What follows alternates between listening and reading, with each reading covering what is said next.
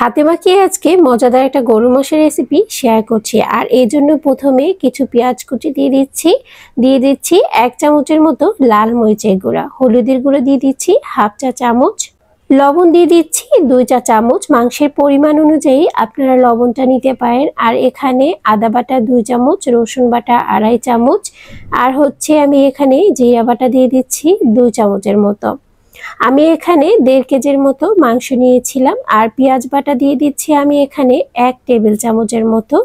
আর এ পর্যায়ে আমি দিয়ে দিচ্ছি রাঁধুনি মাংসের মশলা। এটা আমি এখানে অর্ধেকটা পরিমাণ দিয়ে দিয়েছি, প্যাকেটটা ছোট ছিল, তো আপনারা এটা স্কিপও করতে পারেন, দিতেও পারেন। গোটা গরম মশলা দিয়েছি, দারচিনি, এলাচ, লবঙ্গ আর তেজপাতা।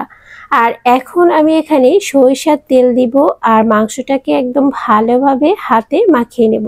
হ্যালো এভরিওয়ান, আসসালামু আলাইকুম। কেমন আছেন সবাই? সবাইকে ওয়েলকাম করছি জুনাইরাস মম ইউটিউব চ্যানেলে।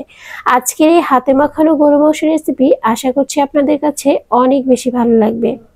মাংসগুলো হাত দিয়ে একদম ভালোভাবে মাখাতে হবে, যাতে সব মশলাগুলো মাংসের গায়ে ভালোভাবে একদম মিশে যায়। অনেকেরই কমপ্লেন থাকে হাতে মাখিয়ে মাংস রান্না করলে পানসেটে ভাপ আসে, খেতে একদমই ভালো লাগে না। কিন্তু আপনি যদি সঠিক টিপস অ্যান্ড ট্রিক্স ফলো করেন তাহলে হাতে মাখিয়ে মাংসের রান্নার টেস্ট হবে সবার থেকে বেস্ট।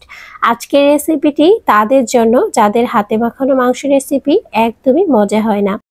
আজকে ছোটখাটো কিছু টিপস অ্যান্ড ট্রিক্স শেয়ার করছি, এগুলো ফলো করে মাংসটা রান্না করতে পারেন, খুব ভালো হবে। খুব সুন্দরভাবে মাখিয়ে নিয়ে সামান্য পরিমাণ একটু পানি দিয়েছি, মানে 2 থেকে 3 টেবিল চামচের মতো বা 1/3 কাপের মতো। ঢাকনা দিয়ে ঢেকে চুলার আঁচটা একদম হাই হিটে করে মাংসটাকে জাল করে নিচ্ছি। আর দেখতে পাচ্ছেন মাংস থেকে কিন্তু অনেকটা পানি বের হয়েছে। এখন এই পানিটাকে একদম কষাতে কষাতে শুকিয়ে ফেলতে হবে। মাংসটা কিন্তু তখন 80% মতো সিদ্ধ হয়ে যাবে। আর এই যে ঝোল বের হয়েছে, এটা দিয়ে মাংসটাকে একদম শুকিয়ে ফেলতে হবে আর একদম সিদ্ধ করে নিতে হবে, যাতে মশলাগুলো ভালোভাবে মিশে যায়। ঠিকঠাকভাবে যদি মাংস না কষিয়ে তারপর পানি দিয়ে রান্না করেন তাহলে একদমই ভালো আসবে না। মাংসটা কষাতে কষাতে একদম পানিটা শুকিয়ে এসেছে আর দেখুন কালারটা চেঞ্জ হয়ে এসেছে। এখন আমি এখানে কিছু ছোট নতুন আলু দিয়ে দিয়েছি। এই শীতের সময় নতুন আলু দিয়ে গরু মাংসের ঝোল খেতে কিন্তু দারুণ লাগে। যারা কখনো ট্রাই করেনি অবশ্যই ট্রাই করবেন। এভাবে গরু মাংসের ঝোল দিয়ে একদম পেট ভরে ভাত খাওয়া যাবে, এতটা মজা। কিছুটা মেজবানি মাংসের স্বাদটাও কিন্তু পেয়ে যাবেন। এখন ভালো করে নেড়েচেড়ে একটু কষিয়ে নিচ্ছি আর ঢাকনা দিয়ে ঢেকে দিচ্ছি। আলুটাকেও কিন্তু মাংসটার সাথে কষানো হয়ে গিয়েছে। একদম শুকানোর পর এখানে আমি 4 কাপ পরিমাণ পানি দিয়ে দিচ্ছি।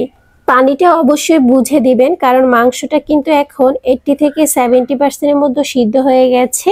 আর যে বাকিটা সিদ্ধ হবে সেজন্য ঝোলটা দিতে হবে আর বাকিটা ঝোল রেখে দিবেন।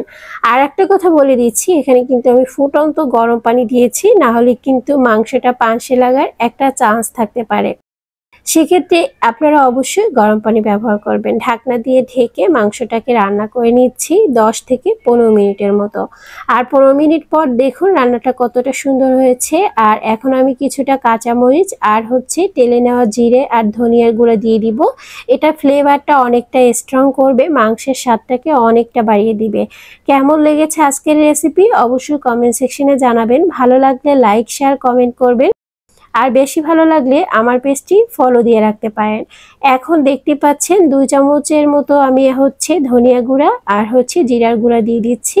নেড়ে চেড়ে নিব। আর মাংসের কালারটা দেখবেন অপরূপ হয়েছে। আর এটা খেতেও কিন্তু ভীষণ মজার হয়।